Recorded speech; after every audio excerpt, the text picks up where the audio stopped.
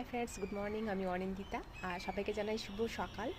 আর আজকে একটু বেলাই হয়ে গেল, কারণ শারীরিক দিয়ে একটু শরীরটা খারাপ, কিন্তু মানসিক দিয়ে একদম খুব আনন্দ অনুভব হচ্ছে। যেমন মনে হচ্ছে অন্ধকার ঘুচে গিয়ে একটা নতুন সকালের শুভ সূচনা হয়।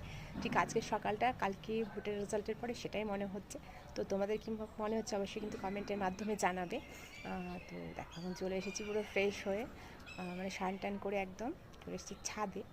আর খুব ভালো লাগছে আজকে সকালটা। সত্যি খুব একটা মানে আনন্দ প্রকাশ করার মতন দিন না, মানে ভীষণ মনের দিক থেকে সত্যি খুব শান্তি মনে হচ্ছে। নিশ্চিন্তে মনে হচ্ছে রাত্রিটা ঘুমাতে পারলাম আর কি। আগামী প্রজন্মের জন্য এটা সত্যি একটা খুব ভালো দিক আর কি। তো চলো তোমাদের আরেকটা জিনিস দেখাচ্ছি। এটা তো একটা ভালো গুড নিউজ সবার জন্যই, পুরো পশ্চিমবঙ্গবাসীর জন্য। তো চলো তোমাদেরকে একটা ভালো আরেকটা জিনিস দেখো, যেটা তোমাদেরকে দেখানোর জন্য বলছিলাম। এই দেখো, এটা বেগুন আমার কি সুন্দর বড় হয়ে গেছে। আর আগে একটু বৃষ্টি হয়েছিল, ক্যারি দিয়ে বেঁধে রেখেছিলাম, তোমাদেরকে তো আগেই বলেছিলাম হনুমানে খেয়ে গেছে। আগে একটা বেগুনও আমরা পাইনি খেতে। আর এই দেখো, এইটা না একটু ঝুমকো বেগুন বলে এগুলোকে, একটু লম্বা লম্বা টাইপের হয়, বেশ লম্বা হয়। আর এইটা একটু ডিফারেন্স টাইপের বেগুনটা, কখন কখন এত বড় হয়ে গেছে, ক্যারি দিয়ে বেঁধে রেখেছিলাম। আর এই গাছটা, আর এই যে দেখতে পাচ্ছ, এটা হচ্ছে একই সেম ভ্যারাইটি। আর এইটা হচ্ছে একটা গাছে হচ্ছে আলাদা ভ্যারাইটি। তো ক্যারিগুলো খুলে রাখা হয়েছিল, বৃষ্টির জন্য ক্যারির মধ্যে জল ঢুকে গেছিলো।